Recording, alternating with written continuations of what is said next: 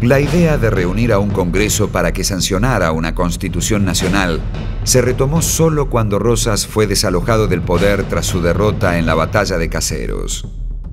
El 20 de mayo de 1852, el vencedor, Urquiza, convocó a los gobernadores provinciales. Se firma en ese momento el Acuerdo de San Nicolás, por el que se convino reunir una asamblea constituyente en la ciudad de Santa Fe. Pero Buenos Aires rechazó el tratado y tras la revolución del 11 de septiembre de ese mismo año, declaró su autonomía y se separó del resto de la Confederación. A pesar de esto, las provincias eligieron a sus representantes y se formó un Congreso con los hombres más notables del pensamiento liberal y de claro corte antirrosista.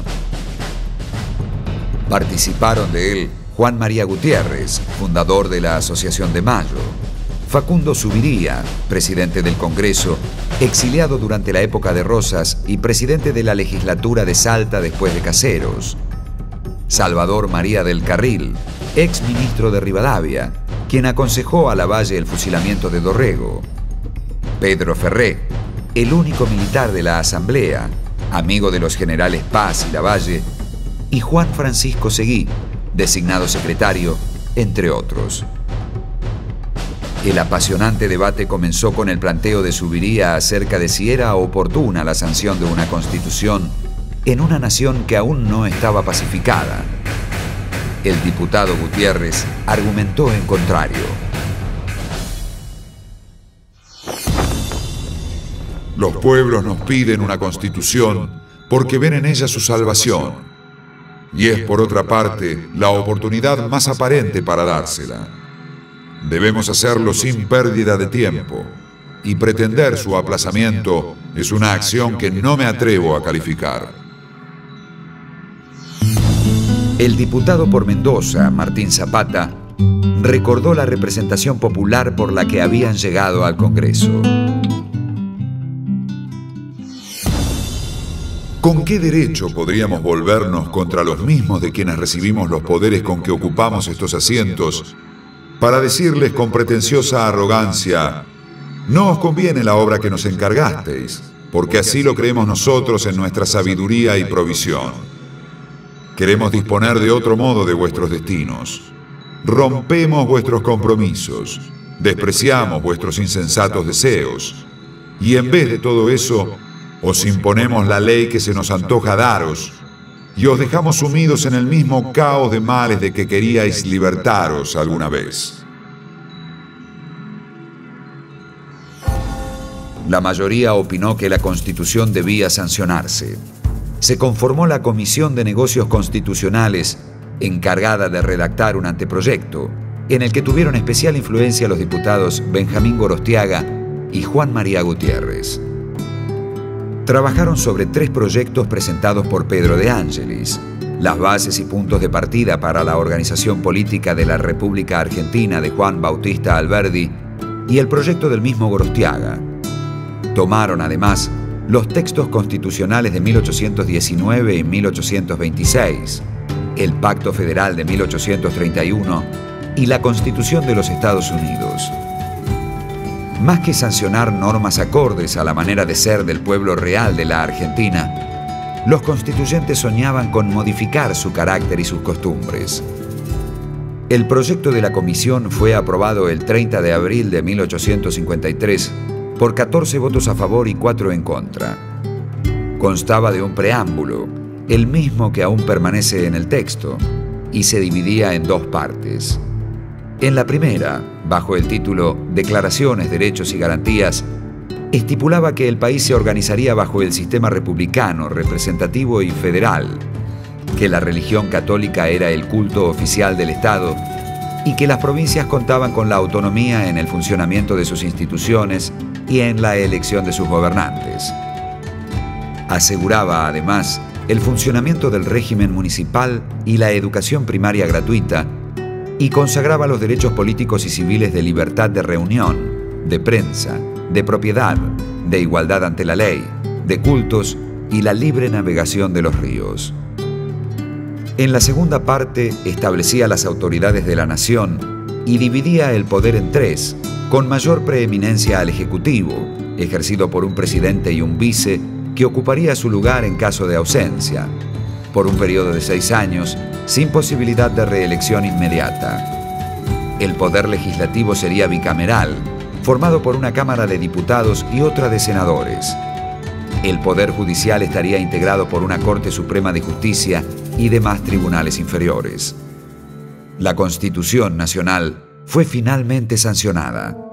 El general Justo José de Urquiza la promulgó el 25 de mayo de 1853. En forma provisoria se estableció como sede de las autoridades nacionales a la ciudad de Paraná, hasta tanto se solucionara la secesión de Buenos Aires. Allí se instalaron el presidente y el vice electos de acuerdo a la nueva Carta Magna, el general Urquiza y Salvador María del Carril. Debieron pasar 6 años hasta que Buenos Aires accedió a reunirse con el resto del país, después de ser derrotada por las fuerzas de Urquiza en la batalla de Cepeda. Con la suscripción del Pacto de San José de Flores, los porteños se reservaron el derecho de examinar la Constitución de 1853 y la posibilidad de incorporar enmiendas. El 5 de enero de 1860 se constituyó la Convención Provincial de Buenos Aires, que, con la especial influencia del jurisconsulto Dalmacio Vélez Sarsfield, introdujo varias enmiendas.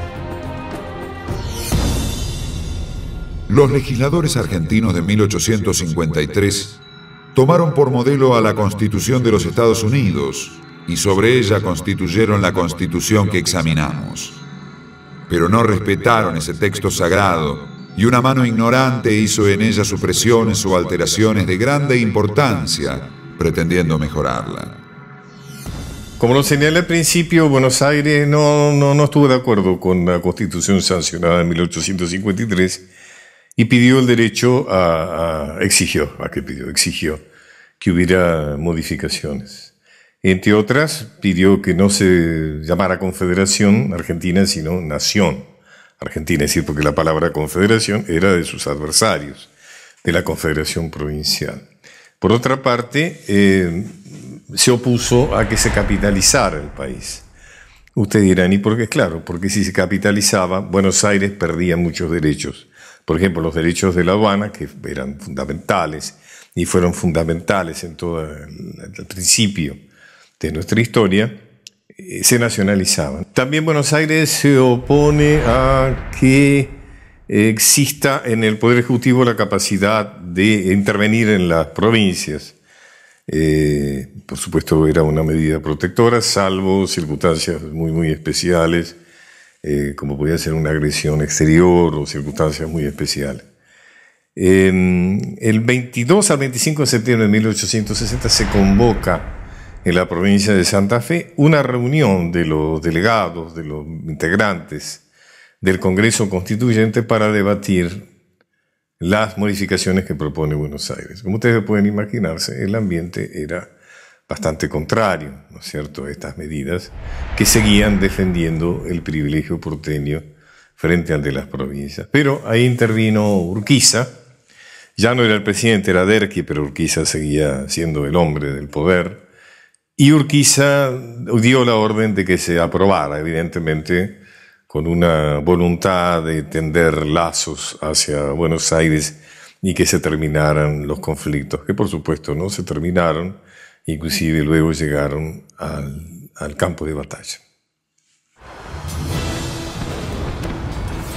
Cuando el conflicto parecía saldado, una vez más el ejército de Buenos Aires, al mando de Mitre, se enfrentó con las fuerzas de las provincias conducidas por Urquiza en la batalla de Pavón, el 17 de septiembre de 1861. Aunque Urquiza había vencido en la mayoría de los frentes, el combate se definió a favor de los porteños. En vez de ordenar un nuevo ataque que le hubiera valido el triunfo, el general entrerriano decidió retirar sus tropas y dejó libre el camino para que Mitre accediera al poder. De esta forma llegó a la presidencia de la República y el país comenzó a pensarse desde el puerto.